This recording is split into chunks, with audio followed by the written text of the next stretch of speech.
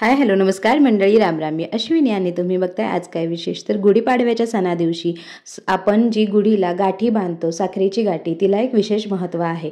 उन्हाळ्यामध्ये उष्णता वाढते आणि बऱ्याच जणांना हायपोग्लायसेमिया म्हणजेच शुगर लो होणे वगैरे त्रास होतात आणि आपल्या शरीराची शुगर रेग्युलेट करण्यासाठी आपल्याला साखर घ्यावी लागते. तर गुढी पाडव्याच्या दिवशी ही जी गाठी बांधलेली असते ती आपण प्रसाद म्हणून नंतर खातो. लहान मुलांच्या गळ्यात सुद्धा घातली जाते. तर ही गाठी, साखरेची गाठी बाहेर बाजारात सहज विकत मिळते, पण बाहेरची साखरेची गाठी जी असती त्याच्यामध्ये आपल्याला माहीत नाही काय काय टाकलेलं असेल आणि लहान मुलं खातात, त्यामुळे उगाच रिस्क नको. तर चला आपण अशी गाठी घरच्या घरीच बनवूयात. तर त्यासाठी एक दोरा मी पाण्यामध्ये भिजवून घेतला.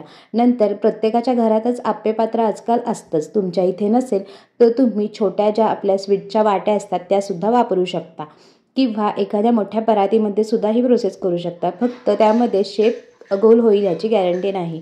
त्यासाठी आप्पेपात्राला मी तूप लावून घेतलं आणि 1 वाटी साखर आणि अर्धी वाटी पाणी एका पातेल्यात टाकून त्याला चांगलं उकळवून घेतलं. इथं आपल्याला पाक जो आहे तो 1 तारी करायचा आहे. तर एक 5 ते 7 मिनटं उकळवल्यानंतर आपला जो पाक आहे त्याला असे बुडबुडे येऊ लागले आहेत. इथं आता मी याच्यामध्ये 2 चमचे दूध टाकणार आहे. दूध यासाठी टाकायचं की साखर जी आहे त्याच्यामध्ये काही मळी वगैरे असेल तर ती वरती येते आणि बाजूला जमा होते. त्यामुळे इथं 2 चमचे दूध मी टाकून घेणार आहे. मी जी साखर वापरली ती ब्राऊन शुगर होती आणि पॅक्टवाली होती, त्यामुळे त्याच्यामध्ये अजिबात कचरा नव्हता.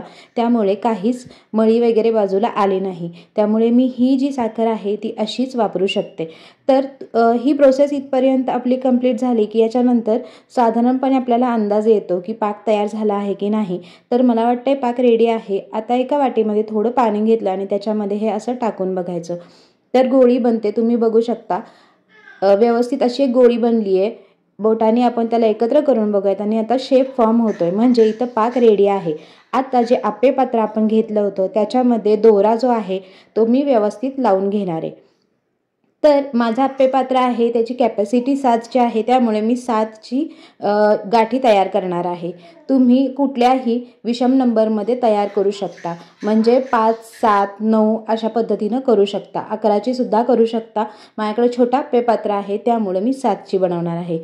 दोरा अशा पद्धतीनं लावून घ्यायचा. प्रत्येक जो साचा आहे, गोल आहे, त्याच्यामध्ये आपल्याला त्याला खाली टेकवायचा आहे, म्हणजे त्याच्यात आपण पाक टाकला की तो व्यवस्थित दोरा जो आहे त्याच्यामध्ये गुंतून राहील. तर इथं मी दोरा टाकून घेतला. दोन्ही टोकं दोऱ्याची तुम्ही बघू शकता फ्री आहेत. आणि आता जो पाक तयार झाला आहे तो मी ओतायला घेणार आहे. तर प्रत्येक ह्याच्यामध्ये मी अंदाजे पाक टाकत जाणार आहे. मला 7 बनवायचे आहेत, त्यामुळे आपण बघूया आता 1 बाय 1 मी टाकत नेते. तर तुम्हाला ज्या प्रमाणात बनवायचे आहे त्या प्रमाणात तुम्ही इथं साखर आणि पाण्याचं प्रमाण बदलू शकता. पण नेहमी साखरेच्या अर्धपट पाणी, म्हणजे 1 वाटी जर साखर असेल तर अर्धी वाटी पाणी याच प्रमाणात तुम्हाला घ्यायचं आहे.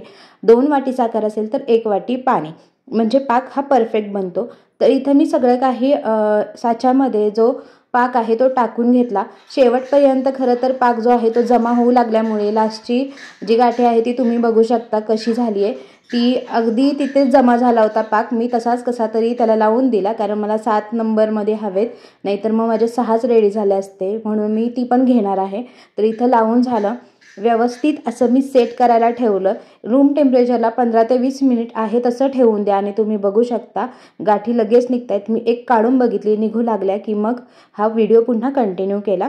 तर हलकंसं प्रेशर देत देत आपण ह्या गाठी सोडवून घ्यायच्या. तर अशा पद्धतीने तुम्ही घरच्या घरी बनवलं ना छान बनतात.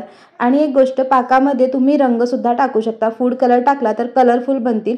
तुम्हाला जर कलरफुल हवे असतील तर तुम्ही तसंही बनवू शकता. आणि 2 कलरमध्ये हवे असेल तर पाक जो आहे तो डिवाईड करायचा 2 वेगळ्या वेगळ्या भांड्यात आणि 2मध्ये वेगळे वेगळे कलर टाकून तसंही बनवू शकता. तर इथं आपली गाठी जी आहे ती रेडी आहे. छान बनली. दोन्ही टोकं मी बांधून घेतली आणि आता आमच्या गुढीला हीच गाठी बांधणार आणि नंतर मुलांना खाऊ दिली तरी मला देखील टेन्शन नाही. तर नक्की बनवा या पद्धतीने गुढीसाठी गाठी आणि चॅनलला सबस्क्राईब करा. धन्यवाद.